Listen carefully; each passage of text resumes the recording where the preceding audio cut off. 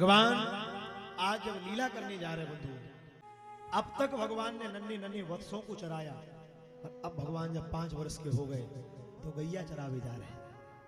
और जब गैया चरावे गए तो आज कंस का एक राक्षस जिसका नाम है धेनुकासुर, जैसे ही भगवान से युद्ध करने आया गोपियों के समूह में मिलकर, बाल वालों के झुंड में मिलकर, तो भगवान ने धेनुकासुर का वध कर दिया।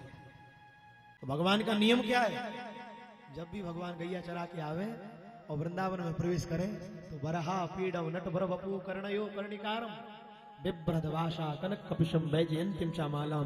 भगवान अधरों पर वेणु धारण करें, और अधरों पर वेणु धारण करके ठाकुर जी आज अपने वृंदावन में प्रवेश कर रहे हैं। आहा, भगवान का नियम है बंधु, प्रतिदिन राधा रानी जब भगवान गैया चरा के आए तो राधा रानी शाम को दर्शन करनी है, पर आज राधा रानी नहीं आई।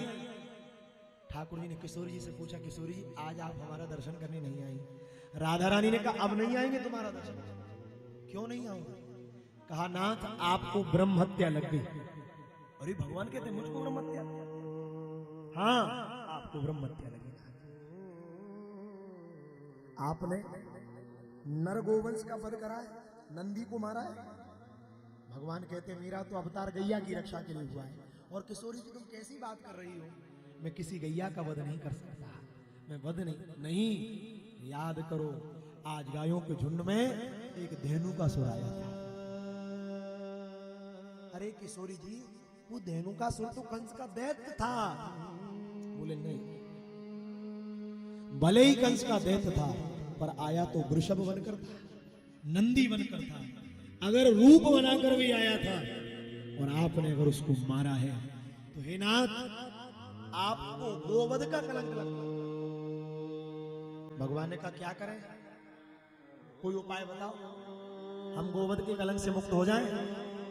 तो राधा रानी ने कहा सारे तीर्थों में जाकर स्नान करो।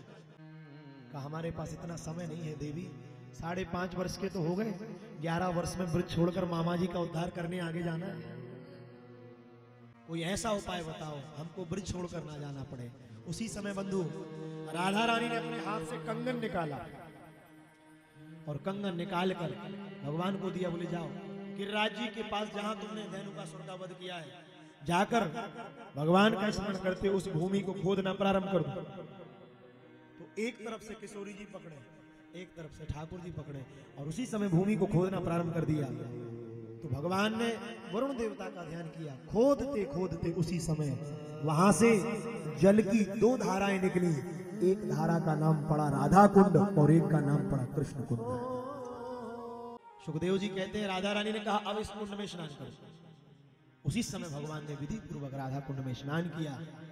ब्रह्म हत्या के पाप से भगवान मुक्त हो गए।